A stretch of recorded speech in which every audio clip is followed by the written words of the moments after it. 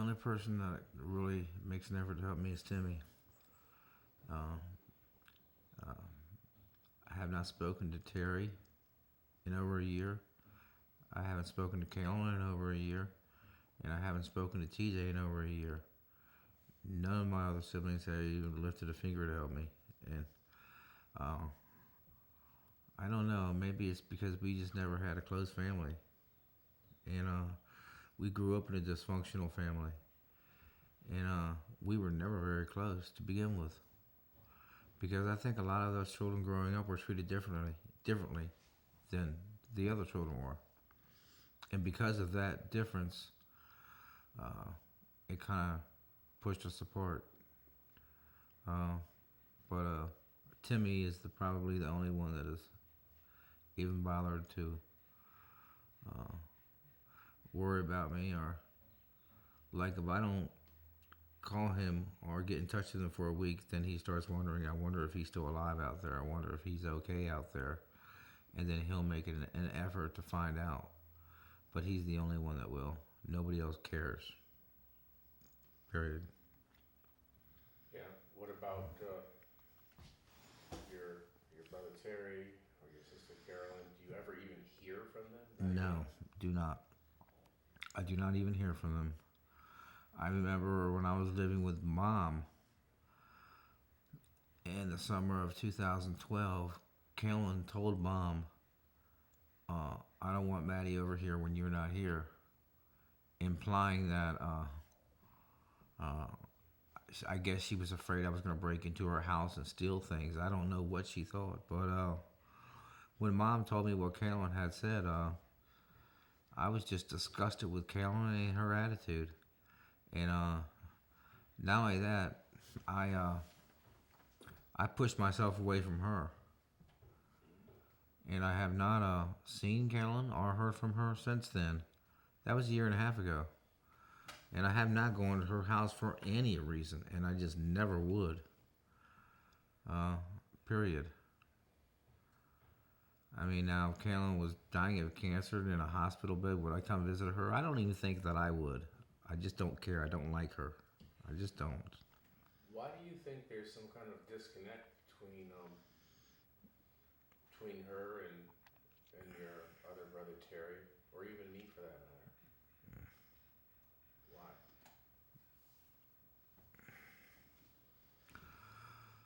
I think that when we grew up, we were all emotionally damaged children.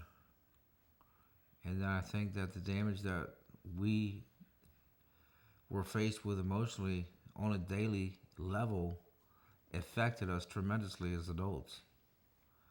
And maybe it just affected Callum more so than everybody else. I don't know. But, I mean, you talk about sociopaths, uh, you talk about people with no conscience. And I honestly believe that sometimes Carolyn it fits that category. I just don't think she has empathy for a whole lot of people. I just don't see it. I just don't. She's a very narcissistic person. I mean, that's not to say that I'm not, but I've never been that bad on that level. What about your brother Terry? I don't know. When we grew up as children, Terry was always a spoiled brat, and he's never changed. Yeah, my father treated him differently than he treated any of his other children. You know, my father told Timmy about 6 months before he died that I know that when Terry was growing up, I treated Terry differently than I treated any of my other children, and he said I regret making that mistake, and I wish I had it to do over again. He said, but I don't. You know, he said if I could turn back time, I would not have made that mistake and done that. He said, and I'm sorry that I did, but you know what's done is done. He treated Terry special.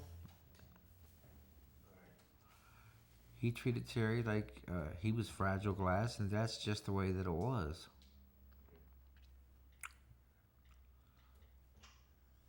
I'm just trying to sell. There we go.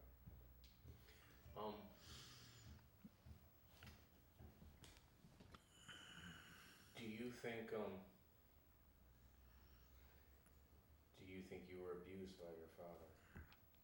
Yeah. And your reflections on that? Yeah, I do think I was abused by my father. My father had 6 children, and out of all 6 of his children, I was beaten on almost a daily basis by my father. I was the only person out of all my brothers and sisters that was beat on almost a daily basis by my father. So, yeah, I do think that I was abused by my father. There is no doubt in my mind that if what my father did back in the 70s would have happened in the 90s, my dad would have been sitting in prison. But they looked at domestic violence differently back in the 70s than they do now. And that's just the way that it is. I remember Terrence kept coming in and out the front door. Getting interference on the wire for some reason. I don't know what it is. It could be my headphones out. I remember one time when we were children, Terry kept coming in and out the front door because the air conditioner was on and it was making my dad mad. And my dad got mad and said, "You need to quit coming in and out that damn door, Maddie." And at the time he said my name. I didn't even hear him. I was in my room listening to my radio. And Terry was the one that was coming in and out the front door. But my dad got upset when he heard it one more time, and he came downstairs, pulled me out of my bedroom, and beat the living crap out of me for something that Terry had did. I mean, I never understood that type of anger. And I told you, I don't know where that anger comes from. I just don't know where. It's got to come from somewhere. There's got to Usually when somebody's that angry, what happens is they're angry at something, and so what they do is they take it out on other people. But I never could figure out exactly what Dad was angry at. What made him so mad in life that he had to take it out on everybody. I just never could figure that out.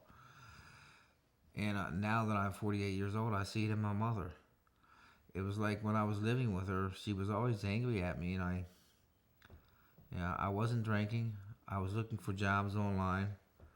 I was going down to labor ready, and she was still just treating me totally nasty, and I couldn't understand it. And I asked Timmy, I said, I don't understand where the anger is coming from. Why is she just so vile and nasty towards me?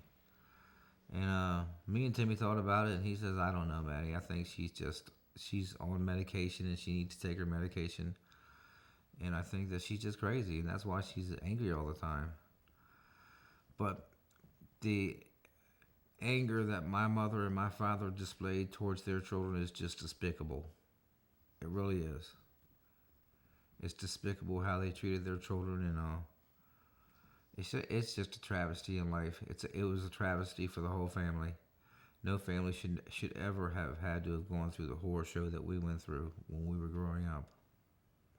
What about for all the stuff that happened in the 1970s?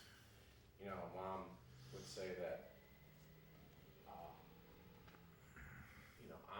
I was a victim myself, and there was very little I could do to stop the abuse. That's a lie. That's not true. You're only a victim when you make yourself the victim. Mom had plenty of time, and she had plenty of opportunity to change the situation that she was in. She just chose not to. There were times where she told everybody that, hey, we're all going to divorce your dad, and we're going to move to Topeka, Kansas. And I distinctly remember going down to 7-Eleven and sitting in the back of that big white truck, and Dad telling us that things just weren't working out. That we were all going to move to Kansas. He was going to stay here in Washington, D.C. And I was the only one in the van that was happy about the whole thing. And